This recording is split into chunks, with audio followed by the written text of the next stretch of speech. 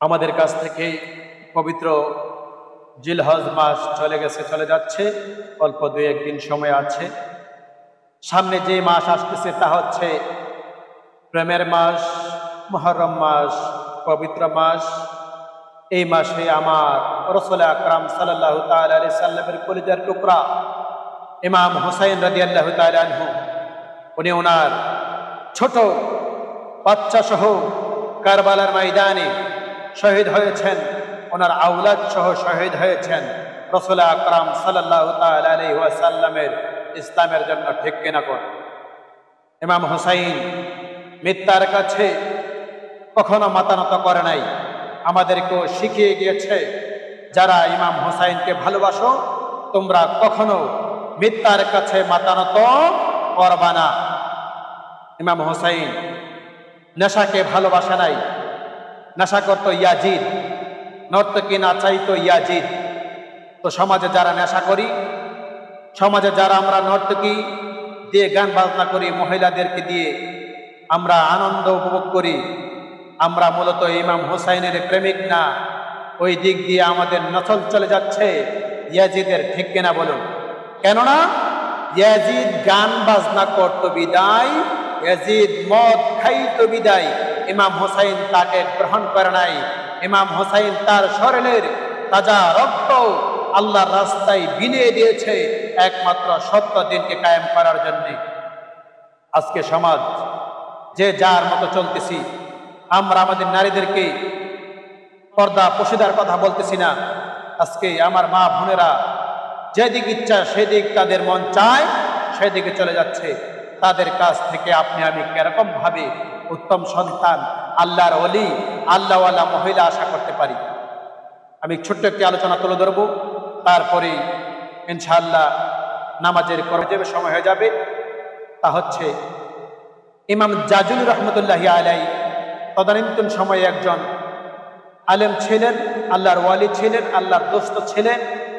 তো হজরতে ইমাম জাজুলি রহমতুল্লাহি আলাইহি উনি একদিন সফরে বের হয়েছে। তো সফরে বের হওয়ার পরে উনি একটি কুয়া দেখতে পাইলেন। উনি উজুর প্রয়োজন মনে করলেন, কিন্তু এই কুয়ার পাশে গিয়ে উনি রশি পাইলেন না, কোনো বালতি পাইলেন না। কুয়ার অনেক গভীরে পানি। উনি ওইখান থেকে পানি কিভাবে উত্তোলন করবে এই জিনিসটা ওনার মাথায় কাজ করতেছে না। উনি চিন্তিত অবস্থায় জোরে জোরে কয় সুবহানাল্লাহ।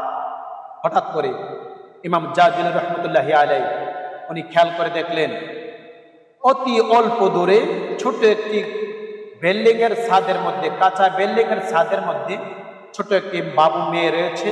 ওই মেয়েটা ওইখান থেকে ঘটনা দেখে নেমে এসে ওই কুয়ার মধ্যে থু থু এরকম ভাবে যখন নিক্ষেপ করলেন, কুয়া থেকে পানি ভরপুর হয়ে উঠতে বের হচ্ছে। জোরে জোরে কয় সুবহানাল্লাহ। ইমাম জাজুলি রহমতুল্লাহি আলাইহি আশ্চর্য হয়ে গেলেন। উনি বলতেছেন, আম্মা, ও আমার মা, শোনো, তুমি এরকম কি তুয়া পড়েছো, তাসবিহ পড়েছো, যে তাসবিহ পড়ার কারণে কুয়ার নিচ থেকে এইভাবে পানি বের হয়ে আসতেছে। মেয়েটা বলতেছেন, হুজুর, আমি এরকম কোনো দোয়া পড়ে নাই, আমি কোনো তাসবিহ পড়ে নাই, আমি শুধু থুথু নিক্ষেপ করেছি। এতে করে আমার আল্লাহ পাক রব্বুল আলামিন এই কুয়ার ভিতর থেকে পানির ফোয়ারা বের করে দিয়েছে। আল্লাহর ওলি, আল্লাহর বন্ধু ইমাম জাজুলি রহমতুল্লাহি আলাইহি বলেন, মা, তুমি কিসের আমল করো? মেয়েটা বলতেছেন, আমি এরকম কোনো আমল করি না, আমি রাসূল আকরাম সাল্লাল্লাহু তাআলা আলাইহি ওয়াসাল্লামের উপরে সদাই সর্বদাই দরুদ শরীফ পড়ে জোরে জোরে কই সুবহানাল্লাহ। ক্লিয়ার হয়ে গেল?